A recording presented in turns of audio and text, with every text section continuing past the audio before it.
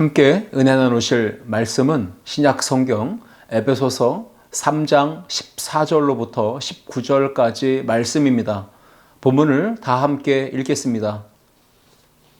이러므로 내가 하늘과 땅에 있는 각 족속에게 이름을 주신 아버지 앞에 무릎을 꿇고 비노니 그의 영광의 풍성함을 따라 그의 성령으로 말미암아 너희 속사람을 능력으로 강건하게 하시오며 믿음으로 말미암아 그리스도께서 너희 마음에 계시게 하시옵고 너희가 사랑 가운데서 뿌리가 박히고 터가 굳어져서 능히 모든 성도와 함께 지식에 넘치는 그리스도의 사랑을 알고 그 너비와 길이와 높이와 깊이가 어떠함을 깨달아 하나님의 모든 충만하신 것으로 너희에게 충만하게 하시기를 구하노라. 아멘.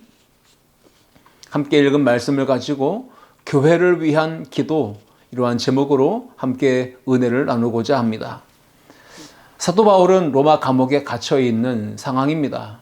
에베소 교회와 또 성도들에게 서신을 통해서 신앙적인 권면과 또 강력한 도전을 주고 있습니다. 이 에베소라고 하는 지역은 상당히 상업적으로나 경제적으로 번성한 도시입니다. 에베소는 로마 제국의 통치 가운데 있었고 또 황제 숭배에 가장 으뜸가는 도시로 자리매김하고 있었습니다.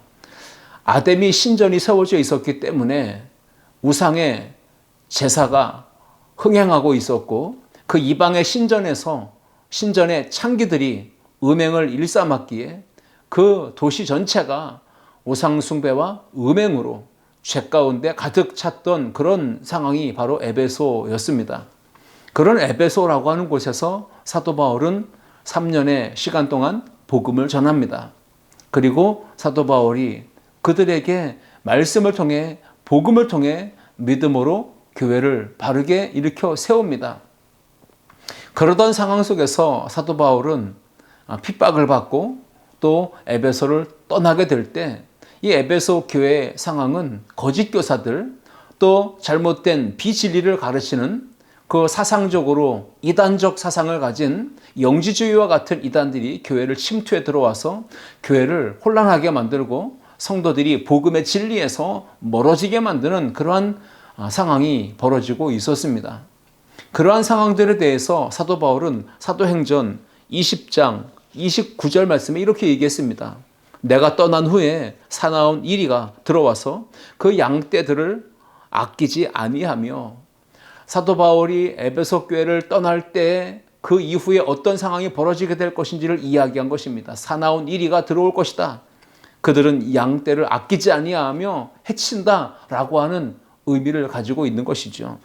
그리고 30절 말씀에 보시면 어그러진 말을 그들이 한다라고 했습니다. 즉 거짓 교사, 이단, 사이비 같은 그런 사상들을 전파한다는 것입니다. 결국은 31절에 사도 바울은 강력한 권면을 합니다. 3년이나 밤낮 쉬지 않고 눈물로 각 사람을 훈계하던 것을 기억하라, 이렇게 도전을 하고 권면을 한 것을 봅니다. 에베소라고 하는 이 지역의 성도들에게 편지를 쓰고 있는 사도 바울은 감옥에 갇혀 있지만 그들을 향한 감사와 또 기도, 그들을 향한 축복의 메시지를 놓치지 않았습니다. 하늘에 속한 모든 신령한 복을 받은 에베소 성도들, 그래서 에베소 성도들을 향한 그 사도 바울의 마음은 감사가 가득했고 그들을 향한 기도가 그치지 않고 계속되었던 것을 봅니다. 하나님을 더욱더 잘 알게 하시기를 간구했고 무엇보다 믿음의 눈이, 영의 눈이 열려서 그들이 분명하게 볼 수 있기를 원했고, 나아가서 교회에 대한 믿음의 눈이 확실히 열려서 교회가 그리스도의 몸이며 또 몸된 교회의 다양한 지체들이 함께 한 몸으로 이렇게 살아간다는 것을 그들이 바르게 알고 깨달아 신앙생활 하기를 기도했던 것입니다. 바울이 에베소 교회를 위해 오늘 본문 말씀해 보시면 기도했는데 무릎을 꿇고 기도했다고 말합니다. 그 사도 바울이 무릎을 꿇고 교회를 위해, 성도들을 위해 간절히 기도했던 그 기도의 내용은 오늘 우리가, 저와 여러분이 함께 기도해야 될 자세이며 기도해야 될 내용이기도 한 것입니다. 에베소서 3장 14절과 15절 말씀 보시면 이러므로 내가 하늘과 땅에 있는 각 족속에게 이름을 주신 아버지 앞에 무릎을 꿇고 비노니 라고 했습니다. 하늘에 계신 아버지 앞에 무릎을 꿇고 비는 이 사도 바울의 기도의 모습. 보통 유대인들의 기도는 서서 기도하는 것이죠. 그런데 오늘 무릎을 꿇고 기도하는 이 사도 바울의 모습은 특별한 상황, 간절한 마음, 절박한 심정, 어떤 중한 문제를 놓고 그렇게 하나님 앞에 기도할 때는 무릎을 꿇고 간절히 기도했던 것을 성경의 곳곳에서 발견하게 되고 오늘 그 모습이 사도 바울에게도 기록되어 있는 것입니다. 엘리야는 3년 6개월 동안에 비가 내리지 않는 극심한 가뭄을 하나님께서 하늘 문을 여셔서 비를 내려주심으로 해갈되게 하시기를 간구할 때 무릎을 꿇고 간절히 하나님 앞에 기도해서 응답을 받았습니다. 나아가서 학사 에스라는 민족의 죄악을 끌어안고 그 죄악을 회개하면서 하나님 앞에 무릎을 꿇고 간절히 기도했습니다. 예수님은 어떻습니까? 십자가를 지시기 바로 그 전날 밤 겟세마네 동산에 올라가셔서 예수님은 무릎을 꿇고 간절히 기도하셨습니다. 그 막중한 인류 구원의 사역을 완성하시는 이 십자가 사역을 위해서 예수님은 간절히 무릎을 꿇고 그렇게 진액을 쏟는 기도를 하셨던 것입니다. 바울도 오늘 무릎을 꿇고 하늘과 땅에 그 모든 각 족속들의 또 이름을 주신 아버지 앞에 무릎을 꿇고 기도했다라고 오늘 성경은 기록합니다. 에베소 교회를 위해 간절한 마음으로 기도했는데 바로 그 상황을 우리가 오늘 말씀을 통해서 교훈을 삼고 우리가 어떻게 교회를 위해서 또 우리 성도들을 위해서 기도해야 되는지 어떤 마음가짐으로 기도해야 되는지 어떤 자세로 부르짖고 기도해야 되는지 이것을 우리에게 오늘 본문은 세 가지로 교훈을 하고 있습니다. 오늘 말씀을 통해 함께 생각해 보시면서 은혜를 나누고자 합니다. 첫째, 함께 읽겠습니다. 속사람이 강건하기를 기도해야 합니다. 사도 바울이 무릎을 꿇고 간절히 기도했던 그 내용은 첫째, 속사람이 강건해지기를 위하여서 기도했던 것입니다. 에베소서 3장 16절 말씀 그의 영광의 풍성함을 따라 그의 성령으로 말미암아 너희 속사람을 능력으로 강건하게 하시오며 라고 했습니다. 여러분 교회 안에는 겉사람에 집중하며 사는 성도들이 있는가 하면 속사람에 집중하며 그것을 위하여서 살아가는 성도들도 있습니다. 여기서 겉사람과 속사람이 있다는 것 한번 생각해 보실 필요가 있습니다. 겉사람은 우리의 몸, 육체를 의미합니다. 깊이 있게 영적으로 본다면 겉사람은 육체의 사람, 죄와 사망의 올무에 묶여서 그 죄와 사망의 법에 얽매여서 종노릇하는 사람, 거듭나지 못한 옛사람의 성품과 자아, 그 습관적인 삶의 모습, 바로 그것을 겉사람이라고 말할 수 있겠습니다. 그러나 속사람은 정반대로 영혼, 우리의 내면 깊은 곳을 의미합니다. 성령의 은혜로 예수 그리스도의 생명이 들어와서 하나님의 법, 진리의 말씀을 사모하며 그 말씀의 꼴을 먹으며 영이 기뻐하고 하나님의 은혜로 살아가는 그러한 상태에 놓인 사람, 그 사람이 바로 속사람이 강건한 사람인 것입니다.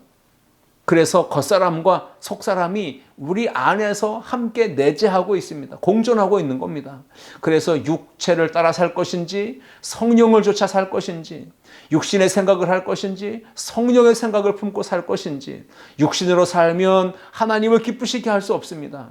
성령으로 살면 하나님의 뜻을 이룰 수가 있는 것입니다. 그러므로 오늘 사도 바울이 기도할 때 겉사람을 위해서 기도한 것이 아니라 속사람의 강건함을 위해 기도했듯이 우리의 믿음이 우리의 속사람이 내면이 강건하여서 하나님께 영광 돌리는 복 있는 신앙생활, 건강한 신앙생활 할 수 있기를 주님의 이름으로 축복합니다. 하늘에 속한 신령한 복을 받은 성도라 할지라도 구원받은 성도라 할지라도 하나님의 자녀가 되고 천국 시민권을 가진 성도라 할지라도 우리는 겉사람 또 속사람 총체적으로 강건하지 못한 상태에서 살아갈 수가 있다는 겁니다. 겉사람도 물론 문제가 생길 수 있지만 정말 더 큰 문제는 속사람이 강건하지 못한 상태로 신앙생활하는 것입니다. 교회 안에는 자존심이 세기 때문에 누군가에게 경쟁에서 밀리는 것, 경쟁에서 지는 것을 끔찍하게 싫어하고 무조건 상대방과의 경쟁에서 이기려 하는, 거기에만 몰입하고 집중하여 힘을 쏟아붓는 사람이 있는가 하면, 또 자존감이 너무 약해서 남들이 하는 말에 쉽게 휘청거리며 흔들리며 상처받고 시험 들고 그렇게 신앙생활에 위기를 겪는 분들도 의외로 많이 있습니다. 여러분, 육체, 몸, 그것은 분명히 시간이 지나가면 성장합니다. 그래서 나이가 먹으면 어른이 되는 것이죠. 그러나 몸은 어른이고 육체는 다 성장했지만 여전히 내면, 그 속사람은 어린 미숙한 수준에 머물러 있는 경우들이 많이 있는 걸 봅니다. 어렸을 적 가정에서부터 초기 그 대화의 상대, 만남의 상대인 가정의 그 부모, 형제로부터 겪었던 그 상처, 그 아픔, 그 가지고 있던 마음의 쓴뿌리와 그 충격들은 내면에 자아를 형성하게 되고, 그 자아가 병들고 그 자아가 상처받은 상태에서 계속 머물러 있다 보면 몸은 컸는데 정서적으로 불안정하고 또 아이 같은 미숙한 그런 모습으로 생각하고 판단하고 행동하게 되는 겁니다. 그래서 그런 것을 가리켜 성인 아이라고 부르는 것이죠. 우리 안에, 많은 사람들 안에 몸은 커서 어른이 됐지만 성인 아이와 같은 자아가 있다는 겁니다. 자세히 살펴보면 분노하는 아이가 우리 안에 있습니다. 질투하는 아이 같은 모습이 우리 안에 있습니다. 의존적인 아이, 우울감과 열등감에 사로잡힌 아이의 모습이 우리 안에 있습니다. 의심이 많거나 잘난 체하거나 조급해하거나 외로움과 고독함에 시달리는 아이의 모습이 우리 안에 있지 않습니까? 누군가에게 인정을 받기 원하고 사랑을 받기 원합니다. 바로 인정, 결핍, 사랑, 결핍, 바로 그것이 그 자아 속에, 그 내면의 깊은 곳에 성인 아이의 모습으로 자리 잡고 있는 경우들이 많다는 것이죠. 어려서부터 가정에서 부모로부터 사랑을 받지 못하고 인정을 받지 못해 결핍을 경험한 아이는 결국은 성장하면서도 몸은 컸지만 어른이 됐지만 성인 아이의 미숙한 모습이 있다는 겁니다. 고집을 부리고 그리고 결국은 그 안에서 자기만의 공간에서 고립되고 소외되고 고독함과 우울함에 빠져서 이런 악순환에 계속된 반복된 패턴이 그 안에 존재한다는 겁니다. 그렇게 성인 아이가 우리 안에 자리 잡게 되면 유아기, 또 청소년기, 청년기, 성년의 때를 맞이하면서도 계속되는 부작용을 경험하게 되는 겁니다. 가정에서도, 학교에서도, 교회에서도, 직장에서도, 또 군생활 중에서도, 또는 다양한 관계 속에서 부적응자가 됩니다. 모든 관계에서 온전함을 누릴 수 없고 실패를 경험하게 됩니다. 아름다운 교회 모든 성도들, 오늘 예배하는 우리 모두가 겉사람이 건강해지기를 저는 축복합니다. 그러나 그 안에서 머무는 것이 아니라 우리보다 우리의 속사람, 우리의 내면, 그 자아가 진정으로 치유되고 회복되어 강건해질 수 있기를 기도하며 나아가는 우리 모두가 될 수 있기를 주의 이름으로 축복합니다. 그래서 사도 바울이 속사람이 강건해지기를 기도했던 겁니다. 어떻게 하면 속사람이 강건해질 수 있을까요? 그 비결을 사도 바울은 분명하게 이렇게 가르쳐주고 있습니다. 성령의 능력을 통해서라고 하는 것입니다. 성령의 능력이 임하면, 바로 성령의 충만함을 경험하게 되면, 그 성령의 지배 속에 살아가게 되면 반드시 그 성령의 통치와 성령의 지배와 다스림 속에 있게 되면 그 사람은 성령의 강력한 통치, 터치하심을 통해서 마음의 내면의 상처와 아픔이 깨끗이 치유되는 은혜를 경험하게 되는 것입니다. 그래서 사도 바울은 오늘 에베소서 3장 16절 말씀에 이렇게 기록한 거 있습니다. 그의 영광의 풍성함을 따라 그의 성령으로 말미암아 너희 속사람을 능력으로 강건하게 하시오며. 아멘. 성령의 능력으로 말미암아, 성령께서 그 삶 속에 내주하여 계실 때 그 속사람이 그 은혜로, 그 능력으로 강건하게 된다라는 말씀입니다. 성령님의 내주하시며 임재하시는 강력한 터치가 오늘도 저와 여러분 가운데 있어서 내면의 쓴뿌리, 내면의 아픔과 상처가 깨끗이 치유되는 은혜가 있기를 주의 이름으로 축복합니다. 요한 3서 2절 말씀, 사랑하는 자여 내 영혼이 잘된 같이 내가 범사에 잘되고 강건하기를 내가 간구하노라. 사도 요한도 기도했습니다. 제일 첫 번째 나오는 간구가 영혼이 잘된 같이입니다. 우리의 내면, 영혼, 우리의 정신세계, 우리의 깊은 곳에서부터 강건함이 임해야 됩니다. 성령의 충만한 능력으로 말미암아 예수 그리스도의 그 사랑으로 우리는 치유와 회복을 경험하고 속사람의 강건함을 통해 하나님께 영광 돌리는 복 있는 신앙생활을 해나가는 저와 여러분 모두가 될 수 있기를 주의 이름으로 축복합니다. 둘째, 함께 읽겠습니다. 예수님과 동행하기를 기도해야 합니다. 바울은 에베소 교회 성도들을 위해서 기도했습니다. 속사람의 강건함을 위해 기도했고, 나아가 두 번째는 예수님과 실제적으로 동행하는 그러한 신앙생활을 하기 위해서 무릎을 꿇고 간절히 기도했습니다. 에베소서 3장 17절 말씀, 믿음으로 말미암아 그리스도께서 너희 마음에 계시게 하시옵고 너희가 사랑 가운데서 뿌리가 박히고 터가 굳어져서 라고 말씀합니다. 여기에 그리스도께서 너희 마음에 계시게 하시옵고, 이 말은 일시적으로 잠깐 머무는 정도가 아니라 항상 영원히 그 안에 내주하여 거하신다라고 하는 의미가 있는 겁니다. 나아가서 사랑 가운데서 뿌리가 박히고 터가 굳어져서라고 하는 말씀은 그 사랑 말씀 안에서, 진리 안에서, 예수 그리스도 말씀 안에서 뿌리가 박혀야 됩니다. 그 반석이신 예수님 위에 굳게 서야 합니다. 그분이 바로 우리가 서야 될 터라는 것이죠. 바울의 편지를 받는 에베소 교회 성도들은 예수님을 모르는 사람들이 아니었습니다. 이미 그 예수님을 믿어서 구원받아서 하나님의 자녀가 됐고요. 그 공동체, 교회를 이루고 있었던 성도들이었습니다. 예수님을 믿고 거듭나서 하나님의 자녀가 된 사람들인데 예수님이 그 마음에 계시게 한다는 게 도대체 무슨 말인가? 우리가 오늘 생각해 볼 필요가 있는 것입니다. 마음에 계시게 하시옵고 라고 해서 이 계신다고 하는 말을 뜻하는 헬라어는 파로이케오라고 하는데, 그 말의 의미는 나그네나 손님과 같이 일시적으로 잠시 또 단시간 거하는 것을 의미합니다. 임시적인 거예요. 나그네는 잠깐 머물다 떠나는 것 아닙니까? 손님도 잠깐 머물다가 떠나는 것입니다. 그것이 바로 거한다, 계시다라고 하는 말을 뜻하는 헬라어 파로이케오의 뜻인데, 두 번째 단어는요, 카토이케오라고 하는 단어가 있습니다. 이 헬라어 카토이케오는 계신다라고 하는 말은 똑같지만 의미가 다릅니다. 주인으로 계시면서 다스리시고 통치하시는 것을 의미합니다.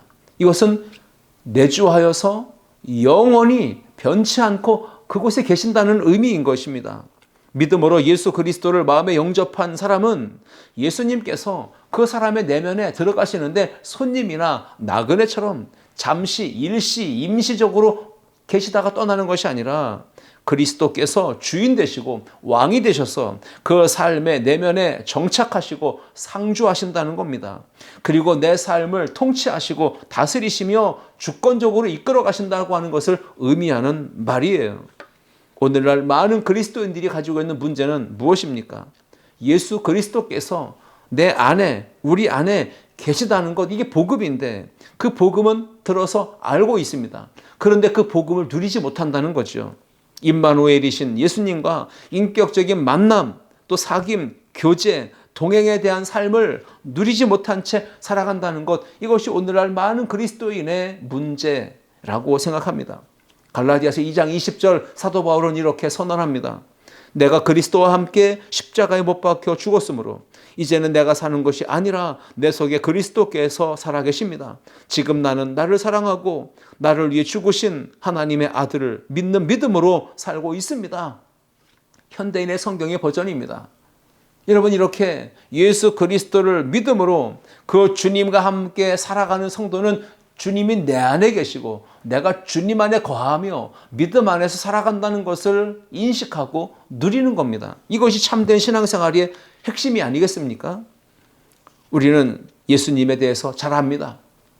사랑의 주님이고 소망의 주님이고 능력의 주님이고 구원의 주님이며 치료의 주님이며 선한 목자이신 그 예수님에 대해서는 다양한 관점으로 성경을 배워서 잘 알고 있습니다. 그러나 정작 그 주님이 내 안에서 임마누엘로 함께 하고 계시고 그 예수님이 내가 동행하고 또 걸어가야 될, 손붙잡아야 될 대상이라는 사실을 우리가 느끼지 못하고 경험하지 못하고 그렇게 살아가지 못한다는 것, 이것이 우리의 문제인 것입니다. 많은 분들이 교회 안에서 성경 대학 또 성경 공부의 과정을 거치면서 성경은 박식하게 잘합니다.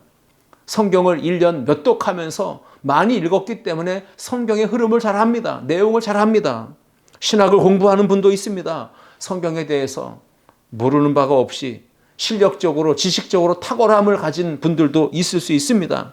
그런데 내 안에 살아계시며 역사하시는 예수 그리스도를 인격적으로 만나지 못하고 그 예수님과 동행하는 체험이 없이 살아가는 종교인들이 되어서는 안 된다는 것을 우리에게 오늘 가르쳐주고 있는 말씀입니다. 사도 바울은 바로 그러한 부분을 놓고 기도했던 것입니다.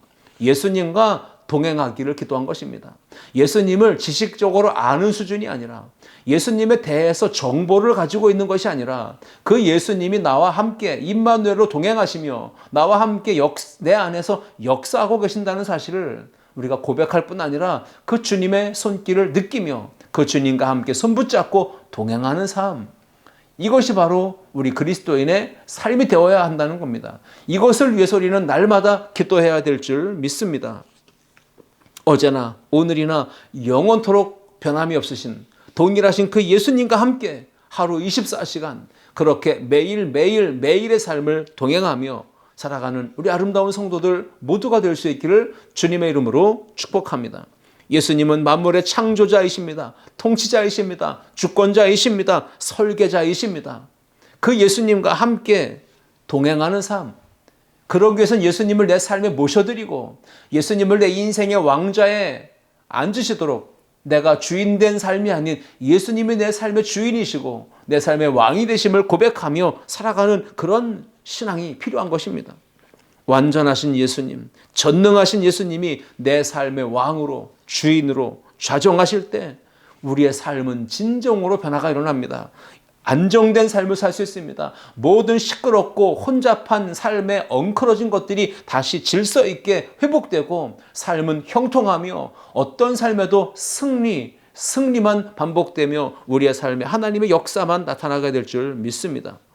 기도하십시오. 머리에 지식적 신앙인이 아닌 내 삶 속에서 실제적으로 살아계시며 임마누엘로 역사하시는 그 예수님과 동행하는 삶을 살기를 깨어 기도하는, 오늘 바울처럼 무릎을 꿇고 간절히 기도하는 우리 모두가 될 수 있기를 주님의 이름으로 축복합니다.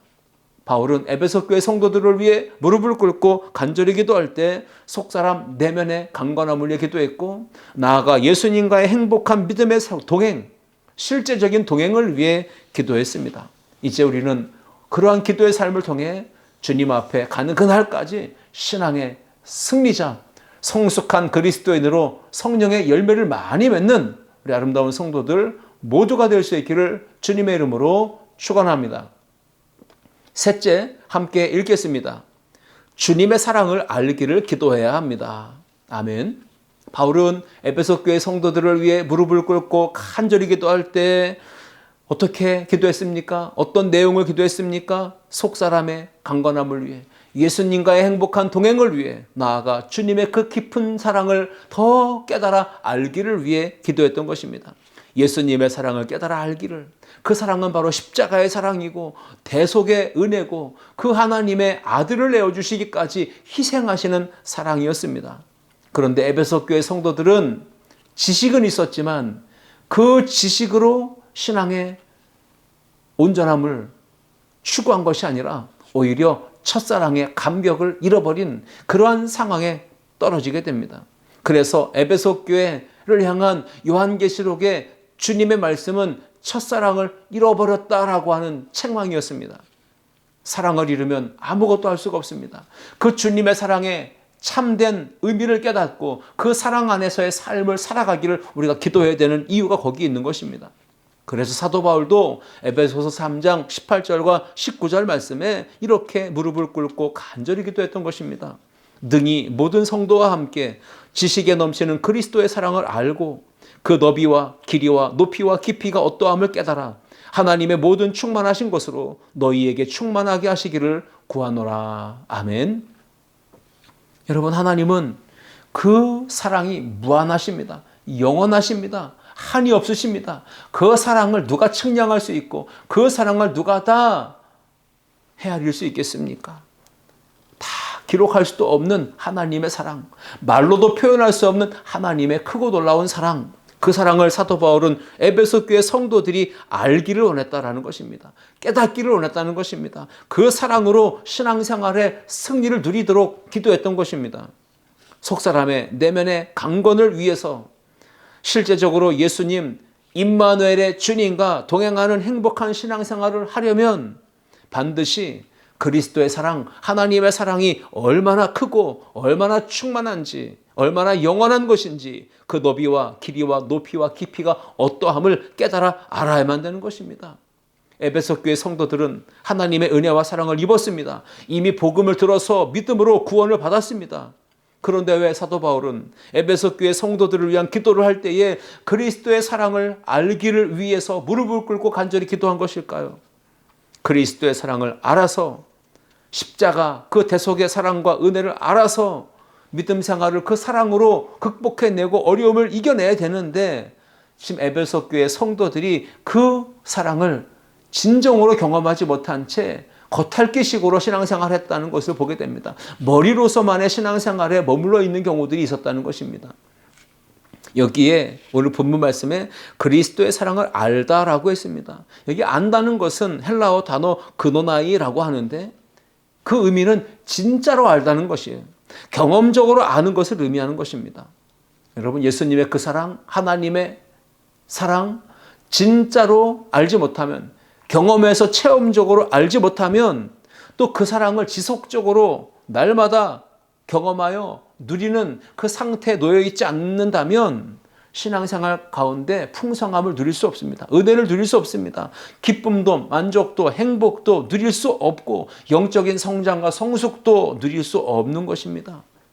그리스도의 참 사랑을 진짜로 알지 못하고 그 사랑을 경험적으로 알지 못하면 머리로 아는 신앙, 형식적, 지식적, 율법적 신앙에 머무르게 되고요. 그 율법적 신앙은 누군가를 바라보며 자기의 기준과 잣대를 가지고 판단하고 정죄하는 그런 신앙으로 전락되기가 쉽습니다.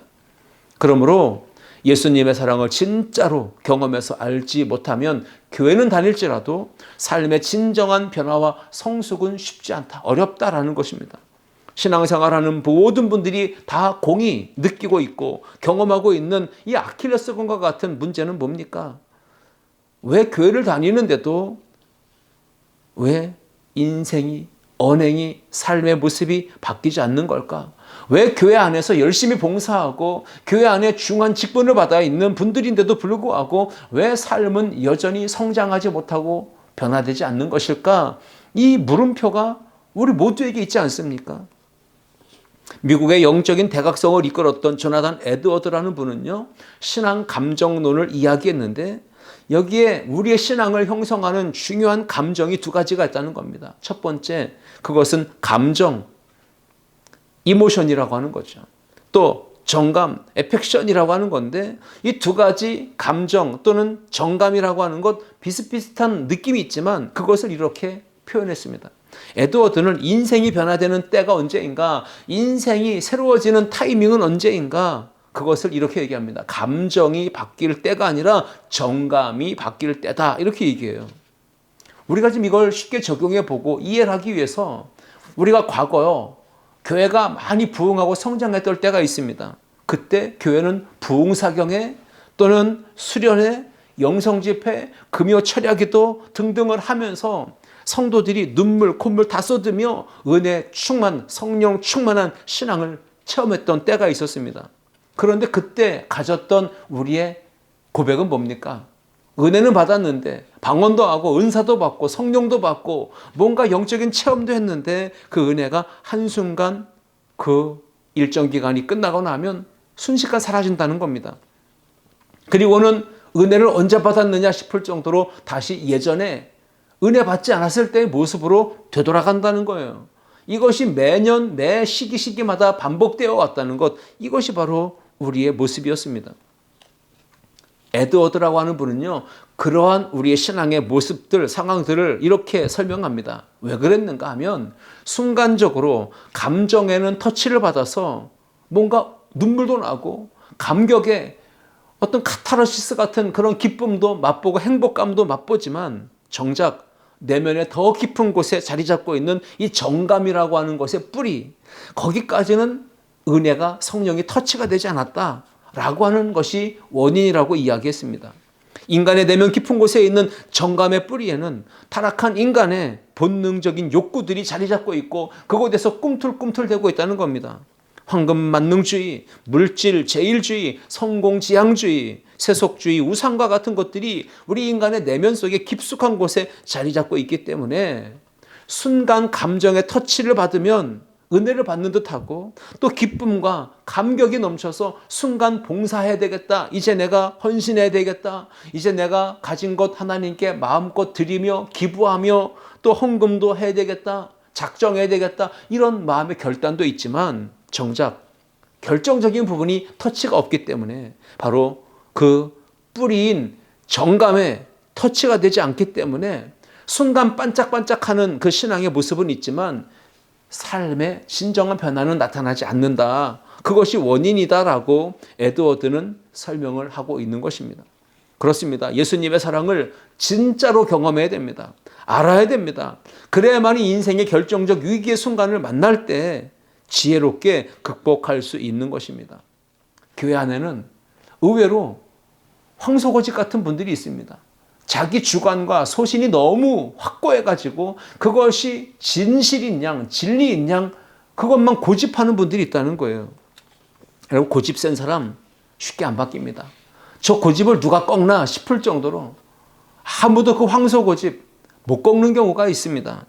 인간의 고집, 아집, 완고함, 그 자아는 깨어지기가 쉽지 않습니다. 정말 예수님을 인격적으로 만나기 전에는 그 예수님의 그 사랑을 진짜로 알아 경험하기 전에는 그 내면의 깊은 상처가 성령의 터치로, 말씀의 터치로, 보혈의 능력으로 인하여서 깨끗하게 치유되고 회복되기 전에는 그 사람의 내면이 변화가 되지 않고 그 사람의 삶이 변화가 될 수가 없는 것입니다.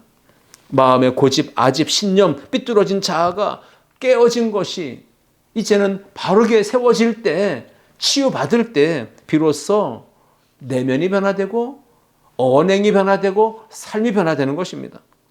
여러분, 상황과 분위기의 연출에 따라서 사람은 쉽게 감정적으로 흥분하게 됩니다. 기쁨을 누리고 행복감을 맛보게 됩니다. 그런 일시적, 순간적 카타르시스의 경험이 아니라 우리 모두가 내면의 더 깊은 곳, 그 정감의 뿌리, 그곳에 하나님 말씀의 터치, 성령의 터치, 은혜의 터치, 보혈의 터치가 임함으로 예수 그리스도의 그 사랑과 은혜를 깊이 깨달아 알게 되고 그 사랑을 체험하며 결국 우리의 생각, 사고, 가치관, 세계관, 인생관, 삶의 태도와 자세, 세상을 바라보는 시선과 관점, 이 모든 것에 새로운 변화가 일어나고 그리스도 예수 안에서 영적 성장과 성숙의 열매를 맺는 우리 모든 성도들 다 될 수 있기를 주님의 이름으로 축복합니다. 오늘 이 주신 말씀 붙들고 우리는 사도 바울처럼 교회를 위해 기도해야 합니다. 어떤 기도가 필요합니까? 무릎을 꿇고 간절히 기도할 우리의 제목들은 속사람이 강건해지기를 위해 기도해야 합니다. 예수님과 함께 행복한 동행하기를 기도해야 합니다. 나아가 그 주님의 사랑을 깊이 있게 진짜로 알아가며 체험하는 신앙생활 할 수 있도록 기도해야 합니다. 이 기도로 이 한 주간도 승리하는 우리 모두가 될 수 있기를 주님의 이름으로 축원합니다. 기도하시겠습니다. 하나님 아버지, 은혜와 사랑을 감사합니다. 오늘 주신 말씀 붙들고 우리가 무릎을 꿇고 간절히 기도해야 될 것이 무엇인지 속사람의 강건을 위해, 예수님과 행복한 동행을 위해 주님의 사랑을 더 깊이 진짜로 경험하여 알아가는 참된 신앙을 갖기 위해 기도하는 우리 모든 성도들 되어서 이 한 주간도 은혜 충만하고 성령 충만하고 행복한 가운데 신앙의 열매를 맺는 우리 아름다운 성도들 되게 하여 주시옵소서. 감사드립니다. 예수 그리스도의 이름으로 기도하옵나이다. 아멘.